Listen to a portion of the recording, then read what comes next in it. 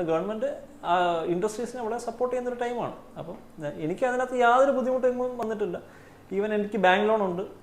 മിഷനറീസിൻ്റെ loan 3 ദിവസത്തിൽ അവർ ഇത് ചെയ്തു. ഞാൻ പോലും അറിഞ്ഞില്ല. JKK ഫണ്ട് വന്നു കഴിഞ്ഞപ്പോൾ നിങ്ങൾ വിളിച്ചു പറഞ്ഞപ്പോഴായിരുന്നു ഞങ്ങൾക്ക് പൈസ കിട്ടിയെന്ന് അറിയുന്നത്. പിന്നാണ് നമ്മൾ അതും കഴിഞ്ഞ് എനിക്കൊന്ന് 5 or 6 months കഴിഞ്ഞിട്ടാണ് നമ്മൾ മിഷൻ പോലും എടുക്കുന്നത്. പിന്നെ നമ്മൾ ഓഫ് കോഴ്സ് സ്പൈസസ് കറി മസാലയൊക്കെ നമ്മൾ ലോഞ്ച് ചെയ്യാനായിട്ടിരിക്കുന്നുണ്ട്. JKK തന്നെ ആയിരിക്കും ആ മിഷനറീസിൻ്റെ ഓർഡറും തരുന്നത്. അപ്പം അത് within A couple of months. നമ്മൾ പ്രൊഡക്ഷൻ ചെയ്തിട്ട് 2 മാസത്തിനുള്ളിൽ ഒരു ദിവസം 300 കിലോ പ്രൊഡക്ഷൻ സെയിൽ ചെയ്യാൻ പറ്റാവുന്നത് മാർക്കറ്റിങ്ങിന്റെ വലിയൊരു കാര്യമായിട്ടുള്ള കാര്യമാണ്. എങ്ങനെയാണ് കോർപ്പറേറ്റ് കമ്പനികൾ നിലനിൽക്കുന്ന ഈ ഒരു മാർക്കറ്റിൽ നമ്മളെ പോലുള്ള ഒരു കമ്പനി ഇങ്ങനെ സെയിൽ ചെയ്യാൻ പറ്റുന്നത്? ടെനിയേട്ടാ നമസ്കാരം. നമസ്കാരം. നമ്മളിപ്പോൾ ഉള്ളത് i10 കമ്പനിയുടെ മുന്നിലാണ്. അപ്പോൾ ടെനിയേട്ട ദേവിഡിയ സ്ഥലം. Welcome to i10. Okay, thank you. ഞാൻ ആലപ്പുഴ ജില്ലയിൽ മാവേലിക്കര. ഓക്കെ. നമ്മുടെ കമ്പനിയുടെ പേര് i10 ഫ്രഷ് ഫുഡ്സ്. നമുക്ക് ബ്രാൻഡ് വന്നിട്ട് ടിയ.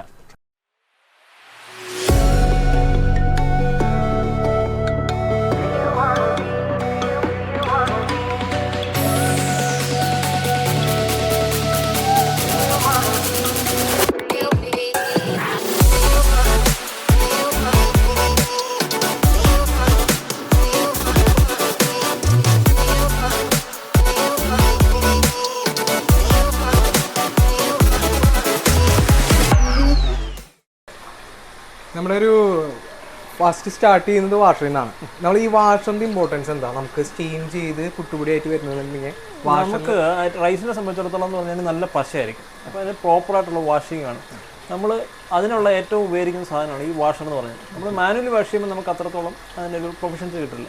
നേരെ മറിച്ച് ഈ വാഷറിൽ ഇട്ട് കഴിഞ്ഞ് കഴിഞ്ഞാൽ നമുക്കൊരു 25 to 30 minutes വാഷ് ചെയ്യണം. വാഷ് ചെയ്ത് കഴിഞ്ഞാൽ അത് പ്യൂറായിട്ട് അതിനകത്ത് കംപ്ലീറ്റ് പശ ഉള്ള അഴുക്കും കംപ്ലീറ്റ് കളഞ്ഞ് നമുക്കത് അതിന്റെ പശപ്പ് കൃത്യമായിട്ട് പോയാലാണ് നമുക്ക് കൃത്യമായിട്ടുള്ള സ്റ്റീമേഡ് പുട്ടുപൊടി കറക്റ്റ് ആയിട്ട് ഒന്ന് അതിന് ആ സോഫ്റ്റ്നെസ് കിട്ടുള്ളൂ. രണ്ട് പശയില്ലാതെ ഒട്ടില്ലാതെ കിട്ടണമെന്നുണ്ടെങ്കിൽ ഇതിനകത്ത് കംപ്ലീറ്റ് സ്റ്റാർച്ച് നമ്മൾ കളയാം.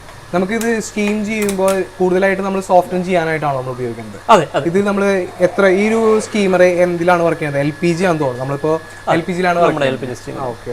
അപ്പൊ ഇതിന് ഏകദേശം ടൈം എത്രയാണ് നമുക്ക് ഇതിന്റെ സ്റ്റീം ചെയ്യാനായിട്ട് വരുന്നത്? നമ്മളിപ്പോൾ ഒരു 40 to 45 minutes ആണ്. ഡിപ്പെൻസ് അപ്പോൾ അരി അനുസരിച്ചിട്ട്. ഏറ്റവും കുറഞ്ഞ ഒരു 40 minutes വെക്കണം.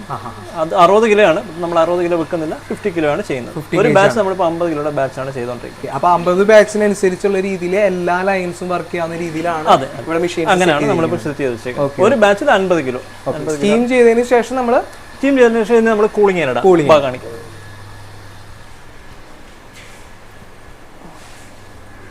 നമ്മുടെ കൂളിംഗ് ടേബിൾ. ഓക്കെ. നമ്മൾ ആ സ്റ്റീം ചെയ്ത സാധനം ഇവിടെ കൂൾ ചെയ്യാനായിട്ട് ഇടും. ഈ കൂൾ ചെയ്ത ശേഷം മാത്രമേ നമുക്കിതിനെ പൾവറൈസ് ഇട്ട് പൊടിക്കാൻ പറ്റുള്ളൂ. രണ്ട് ബാച്ച് വരുന്നുണ്ട്. ഓക്കെ. ഇതിപ്പോൾ നമ്മൾ സ്റ്റീം ചെയ്ത് നന്നായി കൂൾ ചെയ്തതിന് ശേഷമാണ് നമ്മൾ പൊടിക്കുന്നത്. അതെ. ഓക്കെ. ഇത് നമുക്ക് ഏകദേശം കൂൾ ചെയ്യാനായിട്ട് സ്റ്റീം ചെയ്തിട്ട് കൂൾ ചെയ്യാനായിട്ട് ഏകദേശം എത്ര ടൈം എടുക്കും? ഒരു 20 minutes, 15 to 20 minutes നമുക്ക് ചെയ്യാനായിട്ട് പറ്റും അല്ലേ? ഓക്കെ. കൂൾ ചെയ്യാനായിട്ട് നമ്മൾ സെപ്പറേറ്റ് അതിൻ്റെ ഒപ്പം തന്നെ ഒരു ഫാനും കൂടി സെറ്റ് ചെയ്യുമ്പോൾ ഇത്തിരി കൂടി കൂളിംഗ് ഇത്തിരി കൂടി സ്പീഡാവും. ഓക്കെ.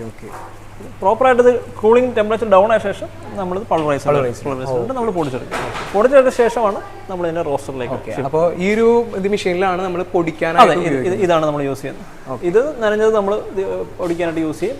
ഇത് ഡ്രൈ ആയിട്ടുള്ള ഐറ്റം പൊടിക്കാനായിട്ട് യൂസ് ചെയ്യും. നമ്മളിപ്പോൾ ഇതിൽ ശ്രദ്ധിച്ചു. ഇപ്പോൾ നമുക്ക് ഒരെണ്ണം സ്റ്റെയിൻലെസ് സ്റ്റീലിന്റെ ട്രൈ, രണ്ട് മെഷീനും ഡിഫറൻസ് ഉണ്ട്. അതൊന്ന് ജസ്റ്റ് ഒന്ന് എങ്ങനെയാണെന്നുള്ളതൊന്ന്. ഇത് സിംഗിൾ സ്റ്റേജ് ആണ്. ഈ സൈഡ് സിംഗിൾ സ്റ്റേജ്, ഡ്രൈവറിന് സിംഗിൾ സ്റ്റേജ് ആണ്. ഓക്കെ. അപ്പോൾ അതിന്റെ സ്പെഷ്യാലിറ്റി എന്ന് പറഞ്ഞാൽ നനഞ്ഞ ഐറ്റം പൊടിക്കാനായിട്ടുള്ളതാണ്. അതാണ് ഇതിന്റെ സ്പെഷ്യാലിറ്റി. ഇത് വന്നിട്ട് ഡബിൾ സ്റ്റേജ്, അതായത് ഡ്രൈ ആയിട്ടുള്ള ഐറ്റം പൊടിക്കാൻ ഫൈൻ പൗഡർ കിട്ടണമെന്നുണ്ടെങ്കിൽ ഇതിന് പൊടിച്ചാൽ ഡബിൾ സ്റ്റേജിലാണ് നമ്മൾ ഡ്രൈ ആയിട്ടുള്ളതും ഫൈൻ കിട്ടാൻ വേണ്ടിയും പൊടിക്കുന്നത്. നമ്മൾ സ്റ്റീമേഡ് ആണെന്നുണ്ടെങ്കിലും ഡബിൾ സ്റ്റേജിലായിരിക്കും പളറൈസ് ചെയ്യുന്നത്. ഓക്കെ. ഇതിൽ നമ്മൾ നനഞ്ഞത് മാത്രം പൊടിക്കാനുള്ള രീതിയിൽ ചെയ്യും. ഓക്കെ. ഇതിന്റെ എങ്ങനെ നമുക്ക് മെഷീന്റെ റണ്ണിങ്ങിലും കാര്യങ്ങളിലൊക്കെ ഇത് ടൈമൊക്കെ നമുക്ക് എങ്ങനെയാണെന്ന് ചോദിച്ചു കഴിഞ്ഞാൽ മണിക്കൂറിൽ ഒരു 50-55 kg പ്രൊഡക്ഷൻ കിട്ടുന്നുണ്ട്. സ്റ്റീമേഡ് നമുക്ക് എത്ര കിട്ടുന്നുണ്ട് ഒരു മണിക്കൂറിൽ? സ്റ്റീമേഡ് കുറച്ച് ടൈം എടുക്കും. അതാ ഞാൻ ചോദിക്കാൻ കാരണം. പ്രത്യേകിച്ച് സ്റ്റീമേഡ് നമുക്ക് വളരെ ഫാസ്റ്റ് വിടാൻ പറ്റില്ല, വളരെ സ്ലോലി വിടാൻ പറ്റുള്ളൂ.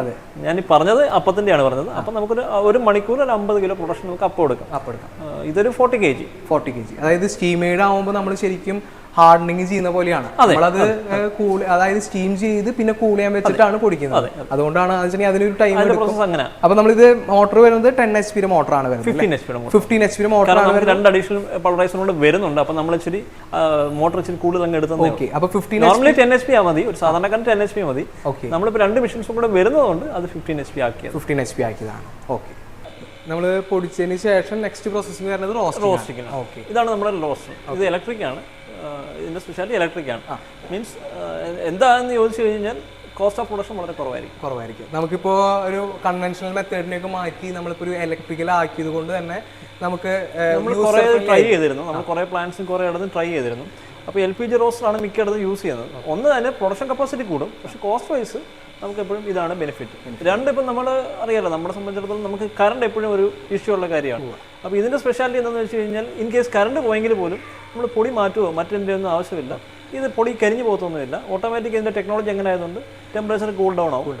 അപ്പോൾ നമുക്ക് ഇത് ചേഞ്ച് ചെയ്യേണ്ട ആവശ്യം വരുന്നത്. ഒരുപാട് പേരുടെ സംശയം എന്ന് പറഞ്ഞു കഴിഞ്ഞാൽ കറണ്ട് പോയി കഴിഞ്ഞാൽ ഇലക്ട്രിക് റോസ്റ്ററിൽ എന്ത് സംഭവിക്കും എന്നുള്ളതാണ്. അപ്പോൾ അതിൽ നമുക്ക് ഈ സംശയം ഉണ്ടായിരുന്നു.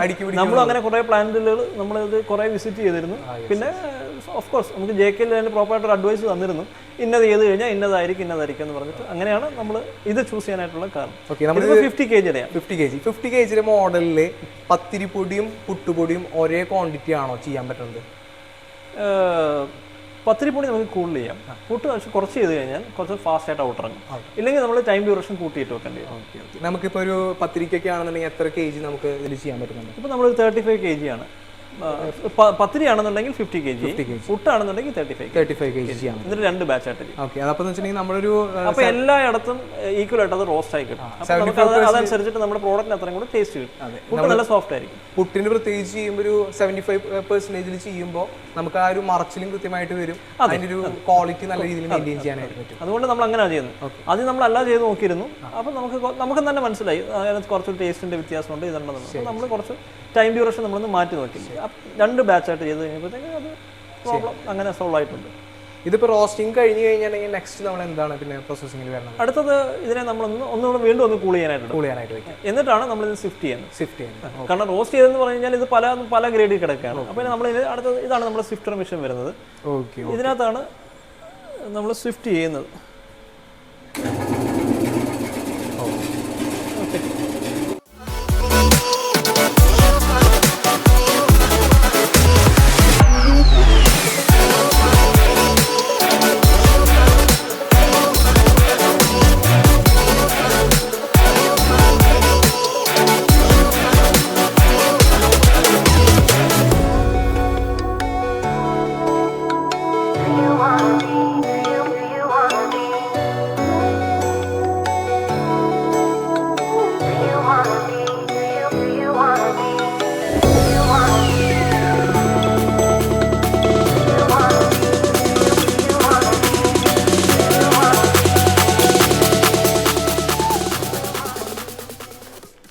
ഇതാണ് നമ്മുടെ 2 പ്രോഡക്റ്റ്. ഇത് പുട്ടുപൊടി, ഇതാണ് അപ്പം, ഇടിയപ്പം, പത്തിരി. ഈ 2 പ്രോഡക്റ്റാണ് നമ്മുടെ ഇപ്പം ടിയ ഫുഡ്സിൽ ഉള്ളത്. അപ്പോൾ ടിയ ഫുഡ്സിൻ്റെ നമ്മുടെ ഇപ്പോൾ നിലവിലുള്ള ടീംസാണ്, ഒരുപാട് പേര് പുറത്തുണ്ട്. അപ്പോൾ ഈ ടീം എങ്ങനെയാണ് നല്ല രീതിയിൽ ഇത്രയും ഹൈജീനിക് ആയിട്ട് സിറ്റുവേഷനിൽ മുന്നോട്ട് കൊണ്ടുപോകുന്നുണ്ട്. പിന്നെ ഞാൻ ഇവിടെ പ്രത്യേകിച്ച് കണ്ടതിൽ ഒരു മിഷൻ ടൈമിങ് എല്ലാ മിഷീൻ്റെ ഒപ്പം എഴുതി വെച്ചിട്ടുണ്ട്. വലിയ പ്ലാന്റുകളിലാണ് സാധാരണ രീതിയിൽ കണ്ടിട്ടുള്ളത്. അതൊരു പുതിയ ഇങ്ങനത്തെയുള്ള യൂണിറ്റുകൾക്കൊരു പ്രചോദനമാണ്. അപ്പോൾ ഇങ്ങനെയുള്ള കാര്യങ്ങൾ, ഇതിൻ്റെ പ്രോസസ്സിങ് നമ്മുടെ ടീം എങ്ങനെയാണ് മുന്നോട്ട് കൊണ്ടുപോകുന്നത്? കാരണം നമുക്ക് പ്രോപ്പറായിട്ടുള്ള ടൈമിംഗ് ഇല്ലെങ്കിൽ നമുക്ക് ഈ പറഞ്ഞ രീതിയിലുള്ളൊരു ഔട്ട്പുട്ട് നമുക്ക് എടുക്കാനായിട്ട് ഒക്കില്ല. അപ്പോൾ ഞാൻ ഫ്രം ദ ബിഗിനിങ് ഞാനൊരു പ്രോപ്പർ പ്ലാനിങ്ങിലാണ് ഓരോന്നും പ്ലാൻ ചെയ്ത് വെച്ചിരുന്നത്. പിന്നെ എത്ര പ്രോപ്പർ പ്ലാനിങ് ഉണ്ടെങ്കിലും ഈ പറഞ്ഞ മാതിരി ഒരു ദിവസം കറണ്ട് പോയി കഴിഞ്ഞാൽ നമുക്ക് ഈ പ്ലാനിങ് എല്ലാം മാറി. പിന്നെ ആസ് ഓഫ് നൗ കുഴപ്പമില്ലാതെ പോകുന്നു. അതാണ് നമ്മുടെ ടൈമിംഗ് ഷീറ്റ്. ഇതിനെപ്പറ്റി പറയുന്നത് നമ്മൾ ഓരോ മിഷൻസിനും നമ്മൾ ഓരോ ടൈം കൊടുത്തിട്ടുണ്ട്. അതനുസരിച്ചിട്ട് ഇവരെ റൊട്ടേഷനിൽ ആ സാധനങ്ങളിങ്ങനെ മാറ്റിക്കൊണ്ടിരിക്കും. ഇതിപ്പോൾ നമ്മുടെ പ്രൊഡക്ഷൻ, സെയിൽസ് എല്ലാവരും ഇവിടെ എത്തിയിട്ടുണ്ട്. സെയിൽസിൻ്റെ ടീം 2 പേര് വെളിയിൽ പോയേക്കാണ്. ബാക്കിയുള്ളവരാണ് ഈ കാണുന്നത്. ഇവരാണ് ടിയ ഫുഡ്സിനെ ഓടിച്ചുകൊണ്ട് പോകുന്നത്. ഞാൻ എന്ന് പറഞ്ഞാൽ റോള് ഇങ്ങനെ ഓടി നടക്കുന്നത് മാത്രമേ ഉള്ളൂ. ഇവരാണ് ഫുൾ. ഇത് വൈഫാണ് സത്യം പറഞ്ഞാൽ മാനേജിങ് ഡയറക്ടർ. നമ്മൾ ഐറ്റൻ ഫുഡ് പ്രൊഡക്ട്സിൻ്റെ ടിയ ബ്രാൻഡിലുള്ള ഒരുപാട് പ്രൊഡക്റ്റുകൾ നമ്മൾ കണ്ടു. ഇതിൻ്റെ ഞങ്ങൾ കയറി വന്നപ്പോൾ ഐറ്റൻ്റെ തന്നെ പല ഡിഫറെൻറ്റ് കമ്പനികളിൽ കണ്ടു. അപ്പോൾ നമ്മൾ ഫുഡ് പ്രോസസ്സിങ്ങിലേക്ക് എങ്ങനെയാണ് നമ്മൾ എത്തിയത്? ആക്ച്വലി ഞാനൊരു വെഡ്ഡിങ് ഇവൻറ്റ് പ്ലാനറാണ്. ഞാൻ 14 years ആയിട്ട് വെഡ്ഡിങ് ഇൻഡസ്ട്രിയിലുണ്ട്. അപ്പോൾ ഫുഡുമായിട്ട് ബന്ധപ്പെട്ട് കേറ്ററിംഗ് യൂണിറ്റ് ഉള്ളതുകൊണ്ട് ഫുഡുമായിട്ട് വർഷങ്ങളായിട്ട് ബന്ധപ്പെട്ടുള്ള ഫീൽഡാണ്.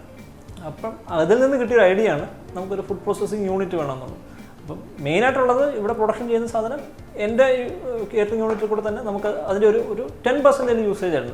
മൊത്തം യൂസ് ചെയ്യാൻ പറ്റുന്നല്ല, 10% നമുക്കതിൻ്റെ യൂസേജ് ചെയ്യാൻ പറ്റുന്നുണ്ട്. അപ്പം അതുകൊണ്ടാണ് ഞാൻ ഫുഡ് പ്രോസസ്സിങ്ങിലേക്ക് ഈ ഒരു ഐറ്റം ചൂസ് ചെയ്ത് എടുക്കാനായിട്ടുള്ള റീസൺ. അപ്പം എനിക്ക് അതിനകത്ത് യാതൊരു ബുദ്ധിമുട്ടൊന്നും വന്നിട്ടില്ല. ഈവൻ എനിക്ക് ബാങ്ക് ലോൺ ഉണ്ട്. മിഷണറീസിൻ്റെ ലോൺ 3 ദിവസത്തിൽ അവർ ഇത് ചെയ്തു. ഞാൻ പോലും അറിഞ്ഞില്ല. JK ഫണ്ട് വന്നു കഴിഞ്ഞപ്പോൾ നിങ്ങൾ വിളിച്ചു പറഞ്ഞപ്പോഴായിരുന്നു ഞങ്ങൾക്ക് പൈസ കിട്ടിയെന്ന് അറിയുന്നത്. പിന്നാണ് നമ്മൾ അതും കഴിഞ്ഞ് എനിക്കൊന്ന് 5 or 6 months കഴിഞ്ഞിട്ടാണ് നമ്മൾ മിഷൻ പോലും എടുക്കുന്നത്. കാരണം നമ്മുടെ കമ്പനി തീരാനായിട്ട് നമുക്ക് കുറച്ച് ടൈം എടുക്കും. ഇപ്പം തന്നെ നോക്കിക്കഴിഞ്ഞാൽ കാണാം, കഴിഞ്ഞ സെപ്റ്റംബറിലാണ് ഞങ്ങൾ JKയിൽ വന്ന് അവിടെ മിഷനറി നോക്കിയിരുന്നത്. ഈ സെപ്റ്റംബർ ആയപ്പോൾ നമ്മുടെ കമ്പനി സ്റ്റാർട്ടായതേ ഉള്ളൂ. മനസ്സിലായില്ല. അപ്പോൾ അത്രയും ടൈം ഇതിൻ്റെ ബാക്കിലെടുത്ത്. പിന്നെ ഇതൊരു 4-5 വർഷത്തെ എൻ്റെ ഹോംവർക്ക് കേട്ടോ. അല്ലാതെ പെട്ടെന്നൊരു സുപ്രഭാതത്തിൽ നമ്മൾ സ്റ്റാർട്ട് ചെയ്തത് 4-5 വർഷമായിട്ട് ഈ ഫീൽഡ് സ്റ്റഡി ചെയ്തു. അങ്ങനെ നോക്കിയിട്ടാണ് ബ്രേക്ക്ഫാസ്റ്റിലേക്ക് നമ്മൾ ഫൈനലൈസ് ചെയ്ത് ബ്രേക്ക്ഫാസ്റ്റ് ആയിട്ട് ഇറക്കാമെന്ന് പറഞ്ഞിട്ട് ഇറക്കിയത്. ഇത് വളരെ കോമ്പറ്റീഷനുള്ള ഫീൽഡാണ്. നാട്ടിൽ ഓരോ ദിവസവും ഓരോ കമ്പനീസ് ഇങ്ങനെ ഫോം ചെയ്തുകൊണ്ടിരിക്കുന്നു. അപ്പോൾ അതിനിടയ്ക്കോട്ടാണ് നമ്മൾ ഒരു പ്രോഡക്റ്റ് എടുക്കുന്നത്. നല്ല സാധനം കൊടുത്താൽ ഓഫ് കോഴ്സ് നമുക്ക് മാർക്കറ്റ് ഉണ്ട്, പ്രോബ്ലം ഇല്ല. നമ്മുടെ ഇനി മാർക്കറ്റിംഗ് ഐറ്റൻ്റെ ഒരു മാർക്കറ്റിംഗ് നമുക്ക് എന്താ പറയുക, ഒരു വലിയൊരു സംഭവമാണ്. കാര്യം എന്താ വെച്ചിട്ടുണ്ടെങ്കിൽ നിസ്സാര ടൈം കൊണ്ട് ആരും പറഞ്ഞാലും വിശ്വസിക്കില്ല. ഒരു നമുക്ക് പറഞ്ഞ പോലെ ഇത് 4 വർഷത്തെ പരിശ്രമം കൊണ്ടാണെന്നുണ്ടെങ്കിലും പ്രൊഡക്ഷൻ ചെയ്ത് നമ്മൾ ഇതിൻ്റെ കാര്യങ്ങൾ കൃത്യമായിട്ട് നോക്കുന്നുണ്ട്. ഓരോ പ്രാവശ്യം ട്രയൽ ചെയ്യുന്നുണ്ട്. എങ്കിൽ നമ്മൾ പ്രൊഡക്ഷൻ ചെയ്തിട്ട് 2 മാസത്തിനുള്ളിൽ ഒരു ദിവസം 300 കിലോ പ്രൊഡക്ഷൻ സെയിൽ ചെയ്യാൻ പറ്റാവുന്നത് മാർക്കറ്റിങ്ങിൻ്റെ വലിയൊരു കാര്യമായിട്ടുള്ള കാര്യമാണ്. എങ്ങനെയാണ് കോർപ്പറേറ്റ് കമ്പനികൾ നിലനിൽക്കുന്ന ഈ ഒരു മാർക്കറ്റിൽ നമ്മളെ പോലുള്ളൊരു കമ്പനി ഇങ്ങനെ സെയിൽ ചെയ്യാൻ പറ്റുന്നത്? അതായത് മാർക്കറ്റിൽ എന്ന് പറയുന്നത് നമ്മൾ ഓൾറെഡി ഈ പ്രോഡക്റ്റുമായിട്ട് എല്ലാ ഷോപ്പിലും സാമ്പിൾസ് കൊടുത്തു. അവരത് ഉപയോഗിച്ച് നോക്കി എന്നെ തിരിച്ച് വിളിച്ച് പറഞ്ഞു സാധനം കൊള്ളാം, നല്ല സാധനമാണ്, അതുകൊണ്ട് നിങ്ങൾ സാധനം ഒന്നും നമുക്ക് ഷോപ്പിൽ വെച്ച് നോക്കാം. അങ്ങനെയാണ് നമ്മൾ മാർക്കറ്റിൽ ഇറങ്ങിയത് ഫസ്റ്റിൽ.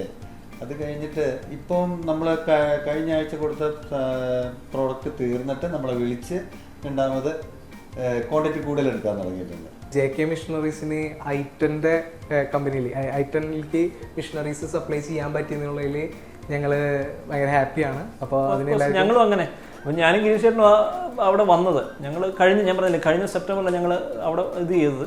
അപ്പം അന്ന് തൊട്ട് ആൽബിയ ഇത് ചെയ്തത്. അപ്പം ഞങ്ങൾ വണ്ടിയിരുന്ന ആൽബിയെ പറ്റി പറയുകയും ചെയ്തിരുന്നു.